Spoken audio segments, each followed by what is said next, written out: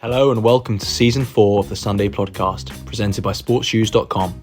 I'm Ollie Lum. And I'm Matt Seddon. This podcast is all about elite distance running in the UK. We're here to give you all the latest news updates around the sport, as well as weekly interviews with athletes and coaches. Stay up to date by following us on Instagram and X at Sunday Podcast. And make sure to subscribe to our YouTube channel too, where we post athlete workout videos, shoe reviews and more. Thanks for listening, and as always, we hope you enjoy the episode. Okay, hello and welcome to this European Champs review episode. Matt and I thought we'd get our teeth stuck into all the action over the past. Feels like it's been quite a long Champs, hasn't it, mate? Like what, a week or so, or 5 days, sorry. So yeah, get our teeth stuck into that. We were recording on Thursday, so all the action wrapped up last night. So mate, should we just get straight into it, into some of the races from last night? I mean, that's a place to start, isn't it? That's what we've been just discussing off air.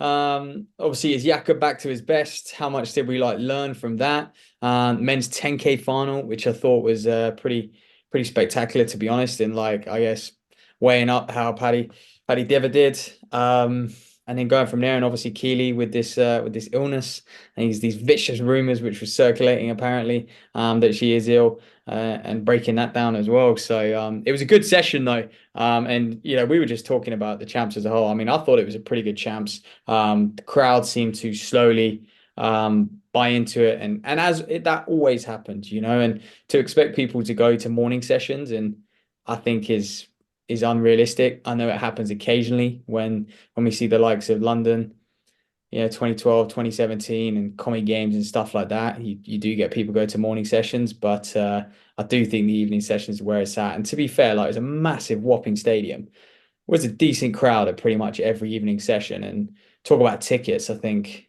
apparently they were priced really high, but then my sister and her husband got tickets for €4, and walked straight in. So I think they must have lowered the tickets at some point, but tickets were ridiculously cheap, and I think hence why they managed to fill that stadium towards the end of the Champs. People just paying €4 or €5 to enter. Yeah, it's an interesting one. It's an interesting one, isn't it? Because I think Rome is a great venue. Obviously, it's a great stadium. Like everyone knows, the warm up track's fantastic. Some of the shots from the half marathon, with kind of like your classic Rome and skyline in the background were great. But for me, it was just I just didn't think the races were that good, to be honest. And we just had a chat, like you said, off air about perhaps it was because we just didn't have our kind of top British athletes there, that maybe it felt a bit kind of low key in that sense. I don't, maybe that's where I'm coming from with that. Obviously we had Keely, but apart from that, you're probably missing all your big guns in the distance anyway. Well, I mean, who are we missing here? We're missing Whiteman, Kerr, and Muir, aren't we? I think everyone else was there. So bar the 1500, where I think Muir's probably winning that 1500, and Kerr or Whiteman are going to run Jakob close. Whether Whiteman could have beaten Jakob yesterday, I don't think so. Kerr's probably the only man, right now who probably could beat Jakob. So actually, looking at that, I think pretty much everyone else is there. I know you had Riki in I guess the wrong event, technically doing the 1500, but I think it is a little bit alarming. Like, European nations seem to really take the European Champs quite seriously, and I think we see the same on the cross country. They really go for it, and we had this conversation a while back with Chris Jones on the country, didn't we? Like, if we actually had our top distance guys do the cross, we probably would sweep the medals and we would win as a team. But we don't. I don't know. The British athletes we don't tend to really gun for it. The ones at the highest level, and I think it's a shame, because you look at Italy, home champs, coming away with, what was it, 11 golds, 9 silvers, 4 bronze, 24 medals in total. I want to say there's something like 45 events in the whole of the track and field, so they've picked up a medal in 50% of events almost, which is crazy, over 50%. Yeah, and it's just like what more can you ask for a home champs? Like the federation have got it bang on. I thought Matt Yates put up a nice little post about kind of being involved in some of that Italian stuff. Obviously, coaching Meslek on Instagram earlier, and just saying how they really kind of target the champs. So that was interesting to read about as well. So yeah, I think it's look, good sign for them. I also think the French obviously coming second with Paris just around the corner is also a really good sign for them as well because they want to show up at their home games later in the summer. So I don't know. Like obviously, you say, oh, maybe it's only three athletes, but when they are kind of three of your biggest athletes, it does make a difference. Like we talk about, it's like England going to the Euros and not taking the three best players. Like, wouldn't happen. Yeah, yeah, and you make a good point there. And I think, yeah, what France, they were next on the medal table, weren't they, with 4 golds and just pipped us with 5 silvers. We only had 4 silvers, and we got 4 golds, but in the distance, the only gold we got, I think, was it just Keeley in the 800, I'm pretty sure. Obviously we had Bird in the steeple, nip a bronze, we had Georgia Bell grab a silver, and Mills grab a silver in the 5 as well. So they were kind of endurance, and Keith in the 10, wasn't it? So but yeah, so just 1 gold in the sort of distance events, I guess. But they'll look ahead to Paris now. But I respect that those home nations really took it seriously. Both Italy Mm. and France seem to be really shaping up, and I think France's depth. And I mean, I was a bit baffed in that 10K. Like there was four Frenchmen in the 10K. There was 4 Irishmen in the 10K. So I mean, clearly you're allowed to have more people in the 10 at Euros. There just seems to be maybe 4 is the limit, not 3. So there you go. And I think that might have just been a 10K thing, like it was for the half marathon. Yeah, is it something to do with? Did you get cross country invites? Maybe I'm not Yeah. quite To sure. be fair, I didn't. Yeah, To I be actually didn't honest. really look into that. So I was like, "Phew, fair play." But mate, let's break down a few events. I mean, I actually thought for a lot of athletes who came and turned up at this championships, I think it's going to stand them in great stead. Because I think one thing that was apparent to me is tactics matter. Like championship racing matters. We're going into a British Championships. You're going into Olympic Games. And I think a lot of athletes we've been getting carried away with the whole, I guess, Diamond League circuit, European circuit, Mm. and I think a few of them struggled.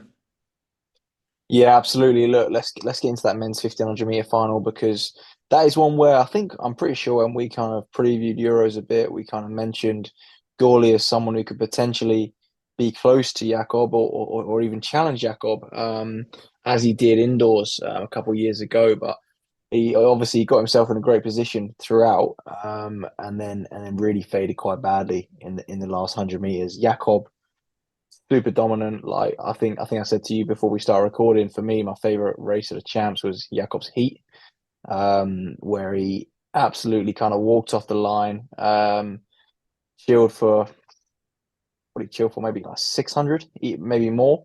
Like sitting off the back, it was almost Farah-esque, but you don't see it in a 15 normally. And then came back to take the win, and obviously that meant he avoided all that trouble with the fall as well because he was so far back. Um, in there as well, where we saw 4 guys go down. So yeah, I actually really enjoyed Jakob's heat. I thought that was really entertaining. And then the final, did I expect anything else? Probably not. Like you mentioned, can anyone in the world really challenge him except Kerr? Probably not. So in the European final, should we expect to see more? Maybe not. But I would have liked to see a bit more from Gawley if I'm totally honest. Mate, I know Gawley. I mean, he will. Yeah, even in his interview, he said he was pretty disappointed with it. Just didn't have the legs. He was in all the right positions. Gawley was, and Mm. he's raced Jakob a few times. I remember that European indoors a few years ago. He knew that as long as he's in behind him, Jakob will not go anywhere, and he will only pull away. So gaps will open up behind him. And he was right on his tail, and you just thought, well, he can just sit there, sit there, sit there, and maybe the last 50, if he's got something, we know Gawley can change pace, but he didn't have it. And I actually, it was a quick last lap. What did Jakob run? 53.4, Mm. something like that, low 53s over that last 400. And I guess, Gawley, we were impressed with that Marley ran in Eugene. But yeah, clearly just lacking a bit of something. And maybe the heat found him out. Not the actual temperature, obviously the qualifying round. I don't know. And Fog as well, reinstated. Perhaps it was a fast final, and I think it was actually quicker than if Fog was to get up there and get in that sort of top 5 or 6. I mean, he would have had to run a lifetime best to do so in a final which was progressive. It was getting quicker throughout as opposed to, and I think that that caught a few people out. It wasn't just a last lap burn up. It actually got just slowly quicker, that wind up. Mm, I think people like Gawley, and the rest of the guys in there, they were following it and following it. And I think before they knew it, 200 to go, they're like, actually, I've got nothing, because we've been progressively getting faster over the last kilometer or over the last 800. And that caught them out, to be honest with you. And then you get the likes of these two Belgium guys handle that no problem. And this is what we're talking about, championship racing, and potentially look at those Olympic heats. And then the repertoire round and stuff that we've mentioned before, and how that's going to pan out. And you're like, God, those guys could be a serious threat. They were able to run 3:32 in, in not a time trial race.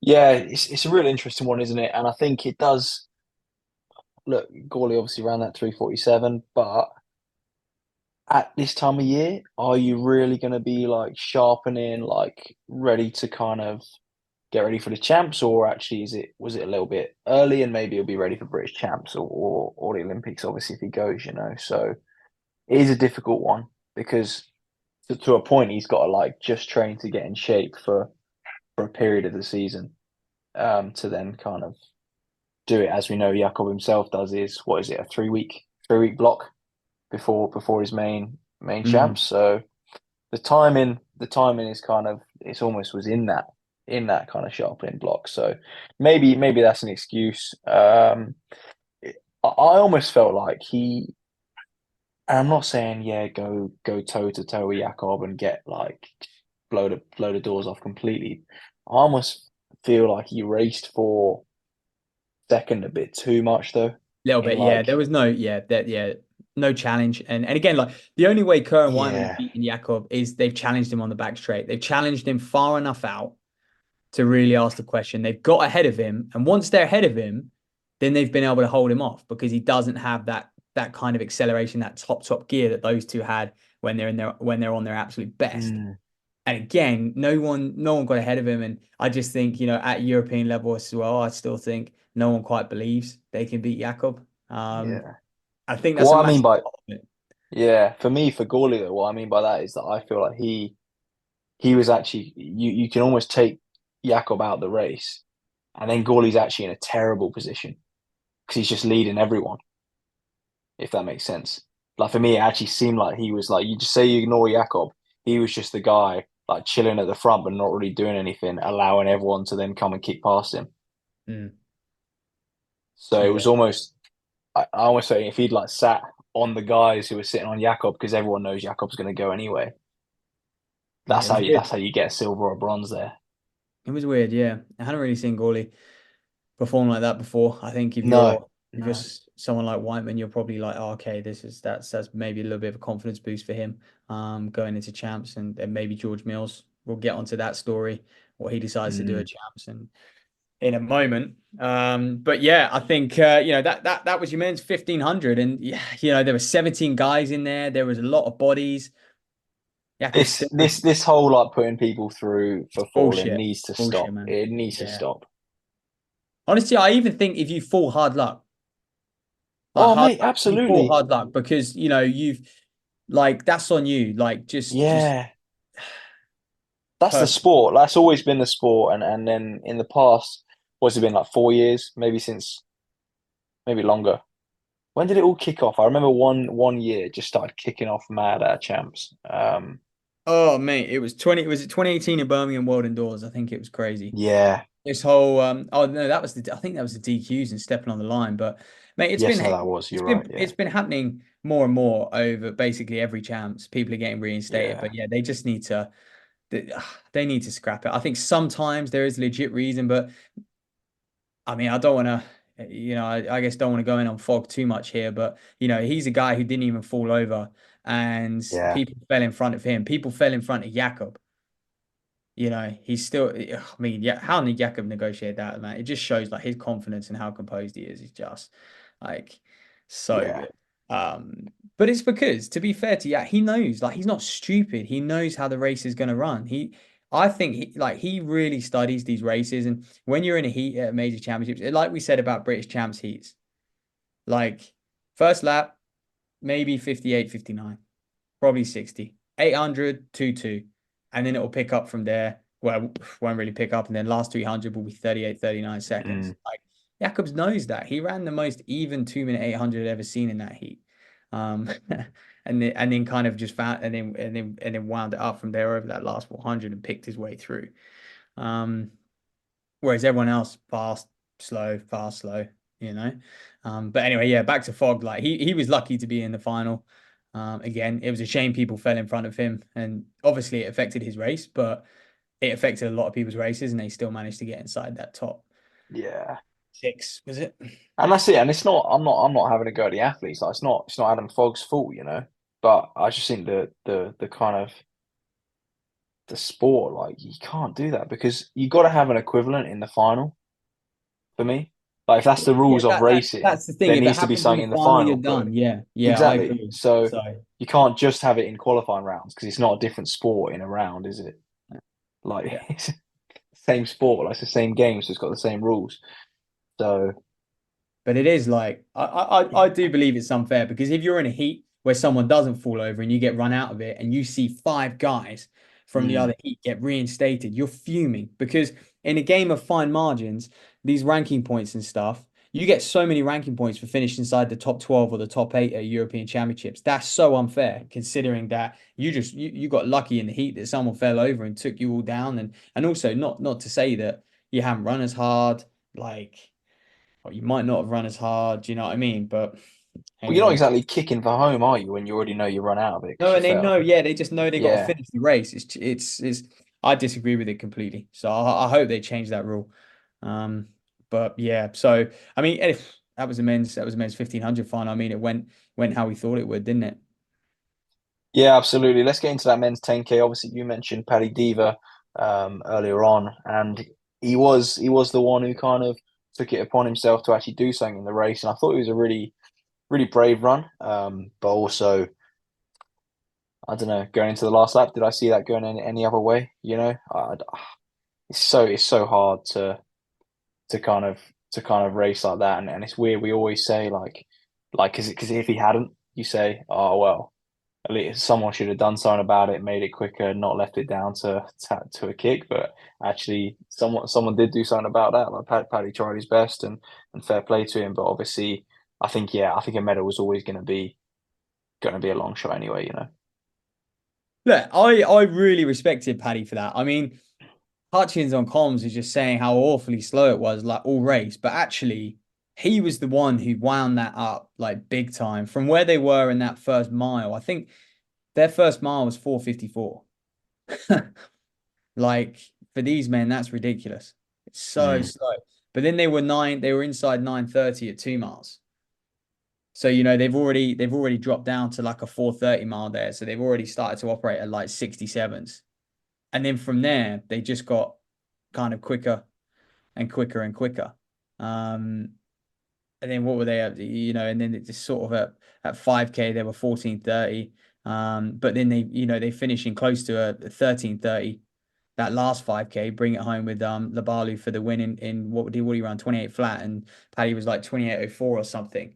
Um, so he's run like a 13:35, and I know you could say, oh, like that's 27 flat pace. He's run 27:08, whatever, but he did a lot of that work, and that's seriously, seriously difficult. And we saw he wasn't frightened to do it at Highgate, and he wasn't frightened to do it in Euros either. So credit to him, man. And he did deserve more, I think. Like look to people like Gressier and how well he's been running.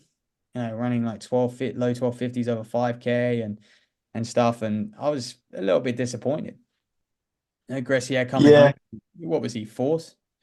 Fifth? I think Gressier was Gressier fifth in fifth, front of fifth, I Diva. think. Yeah. Yeah, but then like you're like actually, if Gressier's fifth, should Paddy Diva be cracking ahead of that? Probably not. So actually, you're like it's a really good run. You know, like you're probably I mean, it's a class run, yeah. Like when you actually deep yeah. it, you look at the blokes ahead of him. I mean, Libalu had gone and run something silly for 5,000 a little while ago inside 12. Was he 1250 for 5K in the Diamond League? Scrub European champion. Scrub's someone who I actually just rate so highly because he's a man who just loves the championship events. Doesn't chase times too much, but he ran 13:05, 13:01, sorry, or 04 in a legit, in that Belgian race. closing hard there. And then you've got the Spaniard Thierry. Yeah, he's run 12:48, and you got Armgren as well. He's a 26:50 mid runner. And then Gressier. So to be fair, yeah, the top five in front of Deva, I think are just are just better than him, to be honest. Yeah, absolutely. And that's all we can ask, really, isn't it? It's for someone to kind of run to their best, and I think he made a go of it. Like, good result. Like you say, like he's got some good points from that as well. So it's good. Obviously, we is he now definitely we're thinking only the 5K he's got a shot at really of going. The scary thing is, I would say so. The thing is, you've got to wait for that road to Paris. I think it comes out for that 10. It will take a week to update, I think. So that will come out next week, to like truly see where he is, like in Mm. regards to 10K. But I do know that he was, I think, like, was he 29th before Euros? So he was still outside the quota. So yeah, really, Paddy's probably, yeah, only going to be able to go in the 5K. Um, but who knows what happens in the 10, and who knows if countries will take those people above him. I don't know. So he's got a good shot of going in the 10 as well, I guess. But the scary thing with the 5K is this discretionary spot with Mills is the talking point, isn't it? Whether a silver medal is enough to have that discretionary pot. Spot. I personally don't think it is. Josh Kerr last year, he's an Olympic medalist. This is obviously before he won Worlds. He was an Olympic medalist. He had to run 3:29 for them to say, okay, we'll give you the discretionary spot. You can go do the 800. I don't think a European silver medal over the 5,000 is enough to warrant a discretionary spot at the Olympic Games, because let's be honest, it's still going to be very, very tough to make it out of the heats. I 100% agree with that. And apart from anything else, like Kerr was an Olympian. Like George Mills is not made a team. No, And he's and asking look, his to his be on a team, trajectory you know? is amazing, and he's Yeah, on yeah, yeah. his last 12 months have been amazing. And not to say that he will be in a position that Josh Kerr will be in a few years' time, but right now I think it would be harsh on those who have run the standard as well to give Mills a discretionary spot. Yeah, absolutely. Absolutely. We'll get into that later on when we get into that men's fire because I think yeah more on that and obviously we'll be previewing British champs in weeks to come as well. Let's chat about Keely's 800. Obviously another one that look we expected her to come and do the job because realistically like this year this is not the job. The job's the Olympics. So the Euros is just defend your title, get some rounds in you, prep for British champs, you know. And she did that, didn't she? But not like hugely convincing, but at the same time, was anyone really challenging her? So I don't know how much you can read into it, to be honest. Mate, and if she did have a cold, she sounded like she had a cold. When I listened to interviews with her, she did sound a bit bunged up, to be honest with you. So I do think she was ill. I believe it. And yeah, she still won. And look, that girl was closing hard. That girl was never going to beat Keely. She was never going to pip Mm. Keely on the line. Like Keely knew where the line was, and she'd done enough and stuff. So not to say she was easing down, but I do think she wasn't like really grinding at that point. But I thought it's pretty encouraging as well the way she ran her semi-final. Obviously, a few people saying potential team tactics, trying to drag Wallace to sort of a fastest loser spot. But it was commanding. And honestly, if she goes and does that in a world champs and sort of 157 high, she'll win the semi-final at a world. Like I mean, you'd expect it from the best 800-meter runner in the world to negotiate rounds, no problem. But I feel like Yeah, she's got so many different ways she can run an 800 now, and to sort of it seemed like she wanted to go out there and just lead these races, with kind of that pressure and that weight on her, and I was pretty impressed. yeah. I think that's the main thing, isn't it? It's having been able to do it every single way, and obviously she showed in Eugene that she's happy to kind of sit back and kick and run a super fast time at 155 off it. But obviously as well, he's happy to come to a champs, lead from the front and run. What are they running the heat? I think it's like a 202. Mm. And do that because sometimes they're the sounds weird, but like I'm sure a lot of people can relate. Sometimes they're the hardest ones, aren't they? Is running kind of well below your your normal race pace, but still like looking comfortable and being dominant and not allowing people to kind of shoot past you in the home straight. I agree with that. She seems to be very smooth through that first 400 as well. Like she seems to be clipping 57 mids, 58s, like really comfortably. And I wonder if that's a bit of a game plan as well. Like get as smooth as possible, just running like 57 and a half. And then look at major championships, you got the excitement, you got the adrenaline. And she is someone who, even Trevor Painter and Jenny said that, she needs to run a very even 800 to get her best out of her. You look at her splits in Eugene, so even. Um, and so I'd expect to see that in Tokyo and Paris as well. When Mm. she does the 800 final, she'll try and run that as even as possible to get like that 155 low that she might need to win. Yeah, I think so, mate, and it's just promising for her, isn't it? Obviously, she got that 51 400-meter PB as well, and look, obviously before we probably know she could have run it, but when it's on your CV now and you know you have done it, 57s must feel a lot nicer, mustn't it? Yeah, yeah, 100%. Like she's going through that very comfortably, and you'd expect that. I mean, at 400-meter time, she should be pretty chill at that stage in the race. So, yeah, she was commanding. She dominated, and I mean, let's move on to I guess the women's 10K, which was the night before. Megan Keith with that bronze, and again, like people will say about Paddy, like, what was he doing? Like, he shouldn't have been pushing on like that.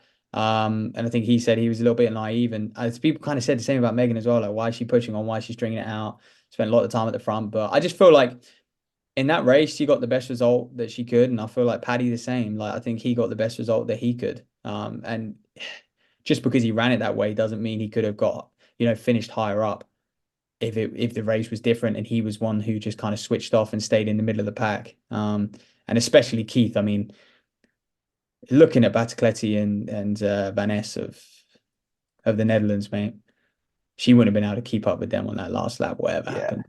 Like Oh, they're just a little bit, they're just that class above. yeah, absolutely, mate. Like Batacletti's been cooking for like what 3 4 years now, where she's sort of been like doing well on the under 23 stage, like good on the cross and like good results. I think she was like, I want to say like eighth in the Olympics, maybe in Tokyo, Trust. or like was that? Yeah, eighth. Yeah, Trust. and then she's kind of really slowly like you're seeing kind of that progression, and now you come away from a European champs, home soil, 5 and 10K double. Like that is an athlete who's really kind of come to her best, and so you're like, actually, Megan Keith's at the stage where Battacletti was at the last Olympics. Like she's becoming like one of the best in Britain. She's going to the champs. Like if she can come like top 8, for example, or like do like top 10 in that final, you're like, okay, that's a great start for Megan Keith, not necessarily coming straight in and winning the Euros or anything like that. So I think I think Exactly. I think she ran really well. And I also think like what you said, mate, like they're the type of athletes that if they're just sat in, they regret that and think actually if I pushed it on, I Mm. could have done a bit better. And at least now they know that they ran it their way, which is not necessarily just sitting and kicking. So at least they have that kind of peace of mind that actually they try to run the race just their best way. Yeah. Exactly that. And I think Megan Keith, like she'll look at people like Battacletti and say, like, she's managed to level up. I mean, Battacletti closed in what, 59.60 in the 5K. Um and that was for a 14:30 odd race. So, Mm. serious, she's just been able to learn how to kick. And we spoke to Barry Fudge a few weeks ago about Farah as well. And that was something that he needed to learn to do because, to be honest, you're never going to get anywhere in these like 10Ks, 5Ks, steeples if you just can't close. Like, no matter if it's a slow race or a fast race, like you just need to be able to close. You need to have another gear and be able to tap into it to really break into that top five, top four. Um, and it's probably something that, like we said, over the mid distance events, I think people have neglected over the last few years because it's they haven't had to use it and it's been so time focused and everyone's been trying to get in fast races and I feel like kicks are getting a little bit worse, to be honest, in the shorter mid distance races. Yeah, potentially right, mate. I just think the nature of the racing is slightly different though. In that like these races are just so much quicker and so much more like kind of paced in a way, even in the champs, that like it's super hard to kick. Mm, mm, don't know. Don't really. I don't really agree with that. I Okay. think again with kicks, I think positioning is a big thing as well. Like you need to be in a position to get momentum. And I think I saw Andrew Coscoon trying to kick in that 15, and he was just too far back. He just couldn't get by people. And yeah, it's. But anyway, back to Keith. I think she'll work on that over the next few years because she's going to need to, unless she can be Ailish McColgan and kind of get down to that like level where you can literally run like 30, 30 flat, 30, 15. Yeah. Let's chat about Eilish, mate, because obviously DNF dropped out about halfway. Interview afterwards talked about being strange to be in spikes, racing on the track. For me, mate, to be honest, like as much as I think Eilish is a great athlete, I think that's a bit unacceptable. Hey, I don't know why. Like she's the best 10,000 meter runner we've ever seen, best Europe's ever seen. She's coming back from injury. She should be able to do European champs, done the best, and see how she goes. But um, I just don't think it's the place. I don't think it's the time or the place. Like, I actually think like, problem some she people had, are the problem she had asking though, why.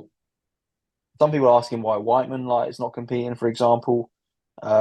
He's obviously come back from injury, and he's making sure that like he is ready to go when he puts on the British vest. I just mate. think like saying, "Oh, I'm not used to running in spikes for 10,000 meters" at a champs is not. I personally, I don't really agree with that because I But don't mate, think okay, you, yeah, but the you problem know, she's got is she couldn't do Highgate because she wasn't ready for that. She's missed out on those sound races again because she wasn't ready for them. So actually, no opportunity to do a 10K for her before the major champ. So I think she said after as well, like unless she say sub 31 minute shape, she won't go to the Olympics. Um, mm, which again, I low key think's a bit of a shame to be honest because she's not taking anyone's spot in that 10K. Like it's Keith Judd and her. Like they're your three. So, but I'd but just be clearly, interested to see if they offered anyone else no one else had the 10K spot, no, for as in a 10K time for Euros, maybe for the women, no, I guess or did no. they? They could have took people like Donnelly and people like that, Yeah, but they've gone for the half again. And she wasn't taking anyone's spot in that race. Um, yeah, so I'm okay with that, to be honest. And she won't be taking anyone's spot at the Olympics either, because it's only Keith and Judd who can qualify for the Olympic Games. Sam Harrison, Donnelly, Ockenden, sort of Amy Eloise Neal, these people, they're way off, and Callie Thackeray, interestingly, I've heard rumors wants to try and get the 5K standard before the trials. We might see her at the 5K at the mm, trials. She might do marathon and 5K. She does not care. So I think that would be interesting. But again, Thackeray was someone who hadn't committed to the 10, and so she wasn't taking anyone's spot, man. So I just think a shame. It was a shame that McColgan and Judd both DNF'd, and see Judd's been struggling this season.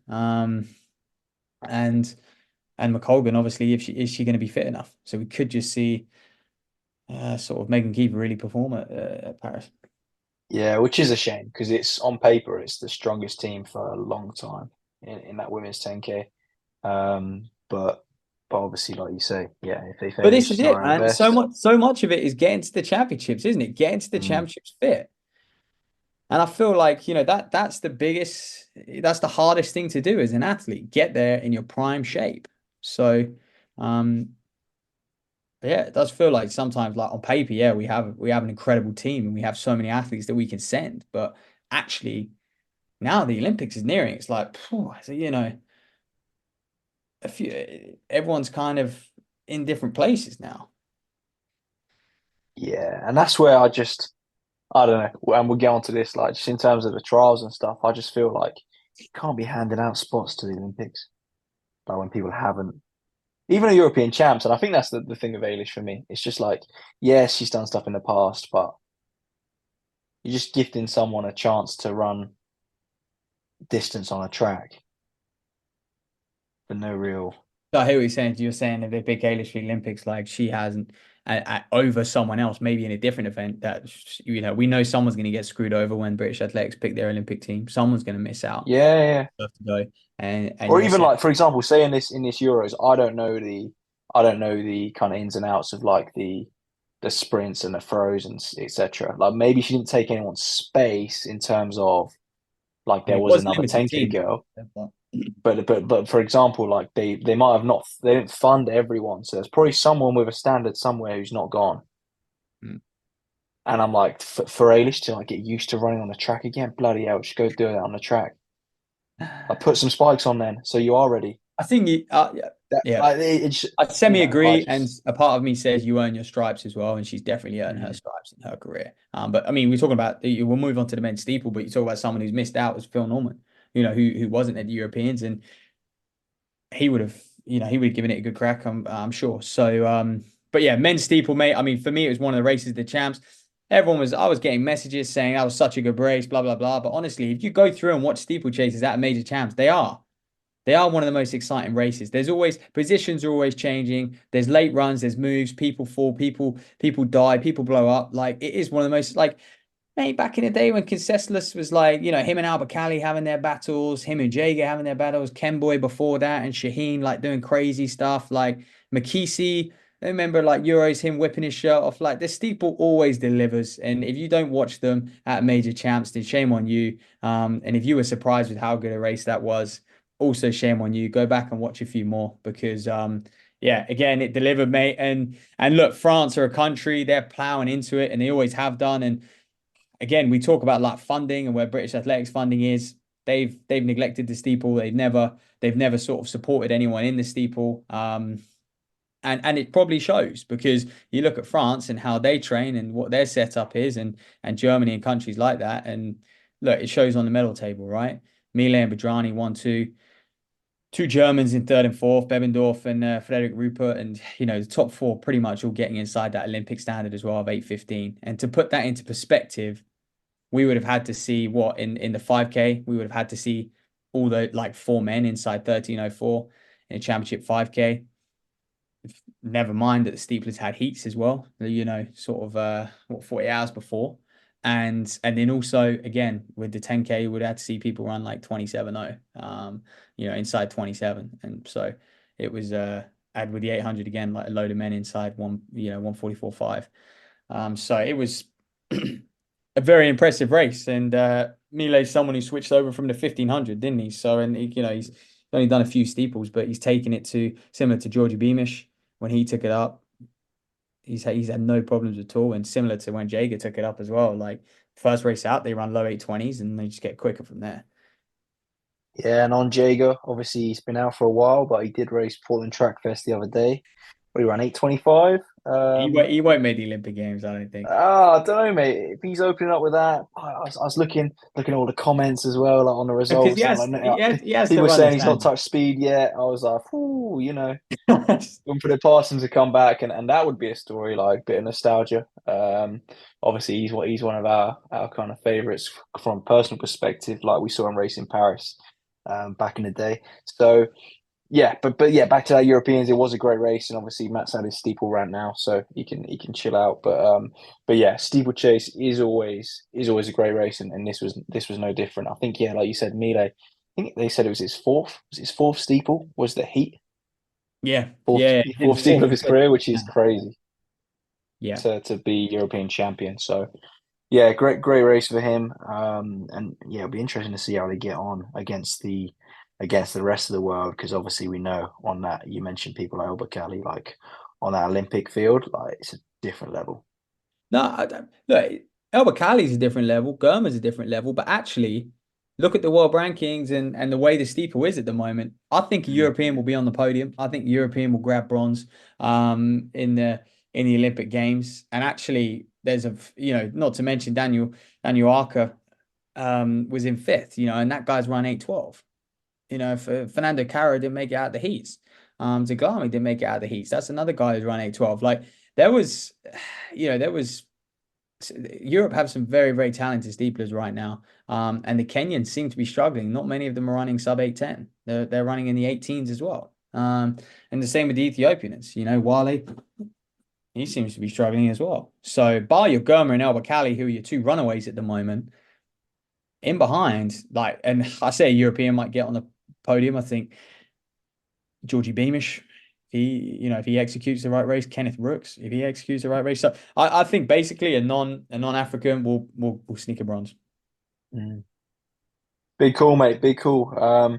Let's move on to them halves then. Obviously we mentioned Callie Thackeray earlier, like potentially hitting the 5K at British Champs, but obviously a fabulous bronze medal for her, and actually closing on silver too. I actually on the halves, I thought the kind of run into the stadium, like as Yeah. always when they do, just look class. Yep.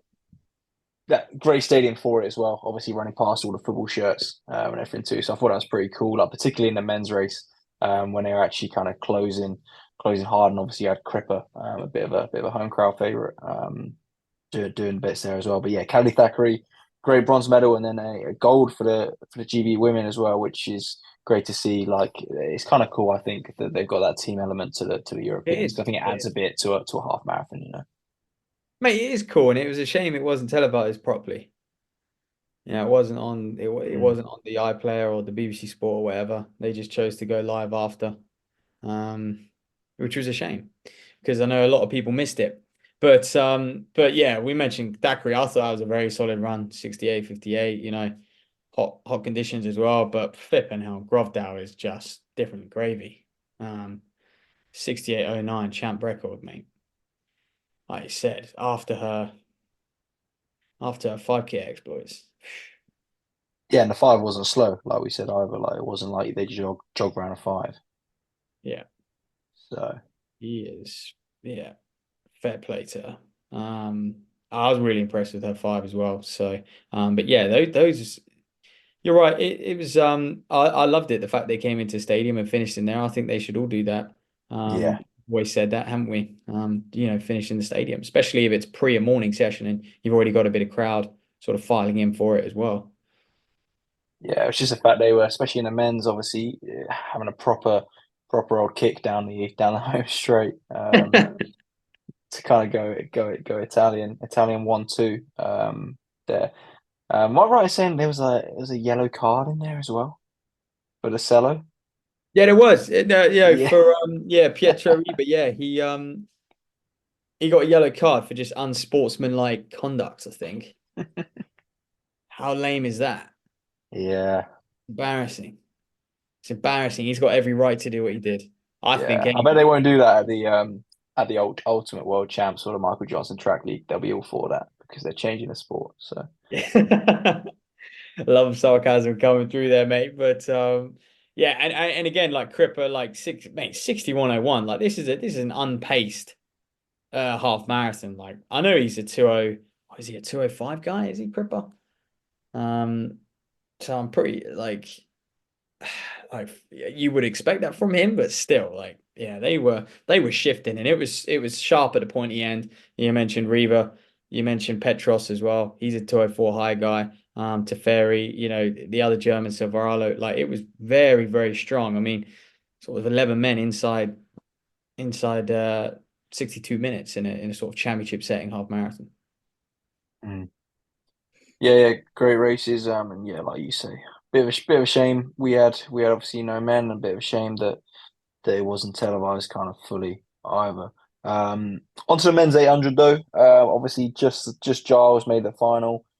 He kind of had a bit of I guess a younger development kind of athletes around him. In Randolph and Dodds. But yeah, Giles great to make the final, but then perhaps a bit disappointing. I think he's someone that consistently can make these finals, particularly on a European level, but I think he made the point when we previewed that his best run was probably his first European champs, or was his first European champs where he got that bronze, and since then just hasn't really been able to kick on. Yeah, and look, hear me out. Like we love Giles. We got a lot of time for him, Mm, and he's a great athlete. in the sport and kind of, a great figure, especially. I think he was a team captain as well, wasn't he? Great figure for those guys Yeah, coming through making their teams. But his championship record, you do start to question it now because outdoors, he hasn't made a global final. Yeah, he hasn't picked up European medal since that one in 2016.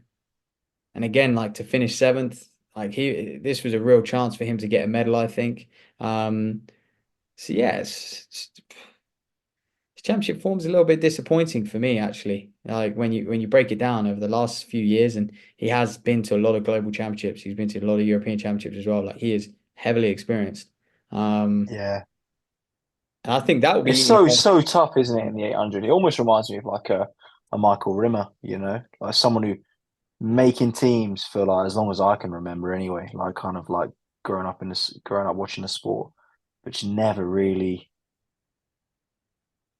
going one better. yeah. He's like always on the team. Like you can guarantee he's going to be great with his champs. And that's not bad. Yeah, I think we are obviously we get super critical on the podcast, like because we're just wanting to see Brits get medals here, there, and everywhere. Like it's no like easy feat to make these teams consistently, or even make finals, kind of on a European level, like continually making British champs for a long time. Like so, we are kind of we're a bit harsh in that sense to kind of criticize that, but yeah, it's just a shame, isn't it? I agree with you. Good comparison to Rimmer there, because he's like 10 out of 10 making teams. British champs, he's won so many of those and always makes a team. Against like, challenges, whether he's like coming back from injury, whether he's in his best shape, Yeah, yeah, whatever, like, always somehow manages to make that team. But his actual championship record, like I think even was he fourth at the world indoors like quite a while ago as well, and maybe in Birmingham 2018, like stuff like that. So he is questionable, man. And you're not confident of him going to Paris and making a major final, whether that be in the 1500 or the 800. yeah. Because I think a semi-final at yeah, the Olympic Games is you could argue is probably a higher standard than that European final. yeah, especially in the 15, if you Mate, want to go for that. Like, and the 800. yeah, which is yeah, it's tough, isn't it? It's tough. I think for me, like he'd be a bit foolish to try and go for the 15. Yeah, I mean, I think what at British champs. Yeah. But he seems to be a master of British champs. Everyone's nerves gets the better of them at British champs. Giles, like he doesn't. No, but he's going to be top two as well this year Yeah, because I feel like it. Yeah, I mean, I'm with you. I mean, you factor someone like Mills into the equation as well. Like I do think might be a little bit foolish to go for the 15. Like he'll make that 18 comfortably. yeah, And at least it will give an opportunity to like make an Olympic final. Like he's 30 now, and I know like he's got, not saying he's going to be retiring anytime soon, but it gets harder and harder, especially over the 800, especially to in the eight. Yeah. sort of be making teams. And Olympic final, is he going to make an Olympic final in his career if he doesn't make one in Paris? Mm. He's not going to be 34 making an 800 Olympic final, and he'd be doing well to make a 1500 Olympic final at that age as well. So I think this is his last shot, and he needs to go all in on the 800. Yeah, I think I'd agree with that, mate. Like, so tough, so tough. Because, like, yeah, like you say, we had him on a podcast. He was brilliant, like, great guy to chat to. So, like, we just want to see him do well. It's not coming Oh, the from a content, he puts out good yeah, content as well. Like his YouTube is worth a watch. It's raw, it's real. But I'm just saying, if we're being critical and you look at his championship performances, pretty poor. And then someone else who didn't get it right, that women's 1500 was from the same training group to keep it on topic was Riki. Um, I don't know. She did it indoors as well. She ran on the outside of lane one indoors and let the Garma just go through and win the race. And I don't know why she was doing that in a 1500. It was weird. yeah. I really expected Riki to do really well in this champs, and I was a bit surprised by that run. Like she just didn't look comfortable. Like she did not look comfortable at all. Um, Probably like 600 to go, and obviously it's not a main event. Like we kind of back in the day we used to see her in the 15s like a lot more. But yeah, someone that I don't know. Last week I was probably saying actually, yeah, I could see her getting a medal in the eight in the Olympics. Now you're like, but maybe it's just one bad race. Like that's I it's think so so. hard to do. Yeah. Yeah, I think so. It was just an odd tactic. That's all. It was just a bit that was odd, and I've got to give credit to we got to celebrate Georgia Bell because I think she hassled Riki, she pressurized her all at the right times, and she got on her shoulder and like I feel like Georgia Bell didn't put foot wrong because for a large part she was kind of behind Riki and almost looked like that was her game plan to follow her. Yeah. I'm sure it might have been, but I don't think it was. But it just happened that way. Um, and then just attacked her at the right time, like 300 to go, like that. You put the pressure on an 800 runner at that stage in the race when they're pretty tired. I thought was great. And again, she just sat there and sat there and sat there and just would not budge. And look, McGeehan, I mean, again, we need to mention that McGeehan did force her way through, and that would have thrown Riki off for sure. Yeah. Like Yeah. that would have affected her race, and I think that's why she faded a little bit over that last 100. But again, there was nothing in it. There was No, a that's it. And you've got to be ready for hurdle. those. Like if you want a medal in the Olympic That's 800, you need 1500s. to be That's ready for yeah. that. That's 50. But Like this is what I'm saying.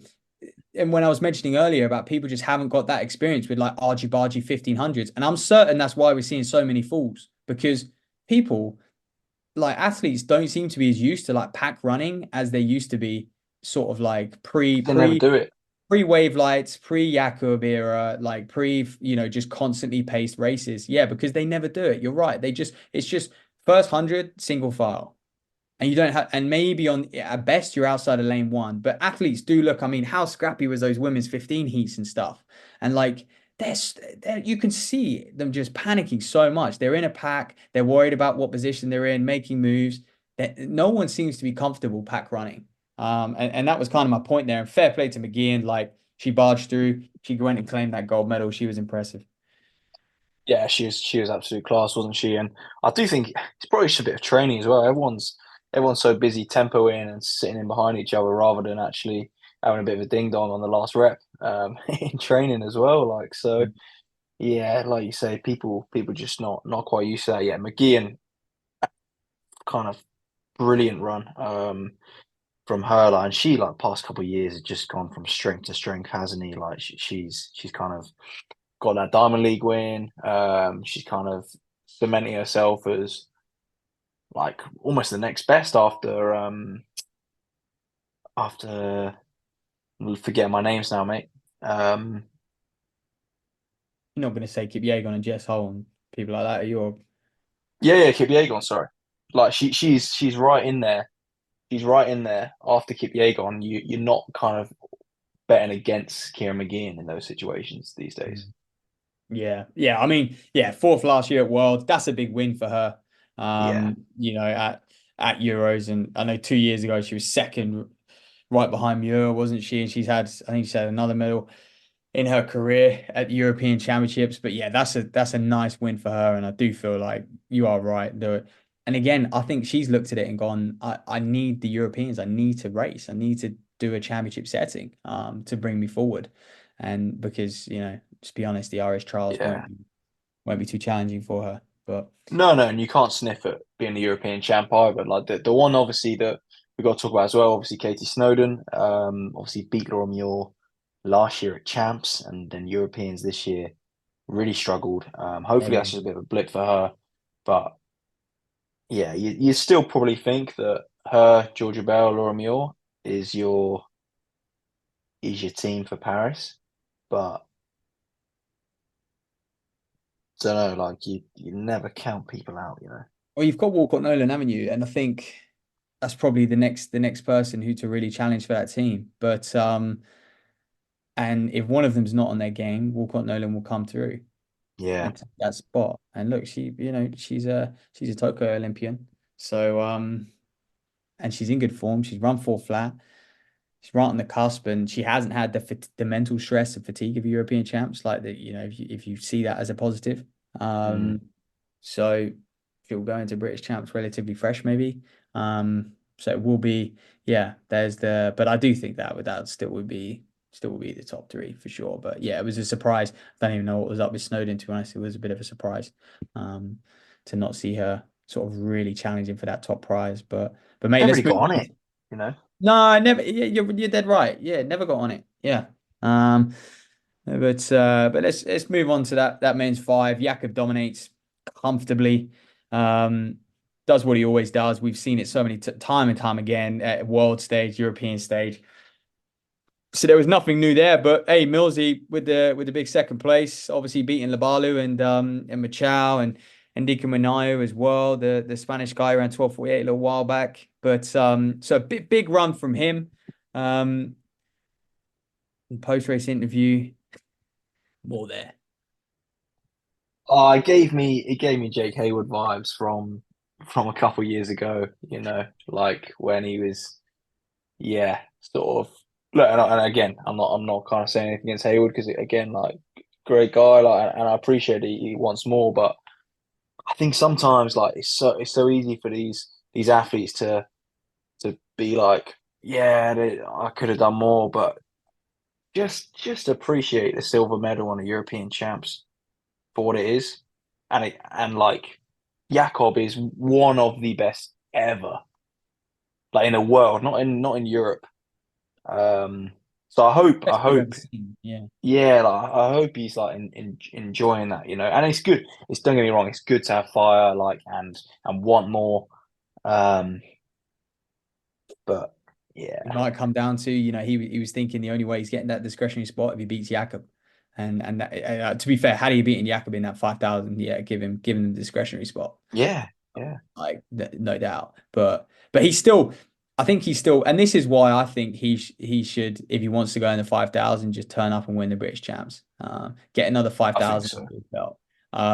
Because again, like I said, I don't think that is worthy of a discretionary spot. But saying that, Jack Rowe's one of the guys with the standard, and obviously, unfortunately, he fell. How much did that affect his race? He's finished down in 17th, but but again, he'll go home now and prepare for trials but I think if Westy, there was no other guys, you know, like you're saying, obviously we got Jack Rowe, Westy, Paddy Diva. You can't let them guys come Aiken, top three and yeah, then pick George Mills for me.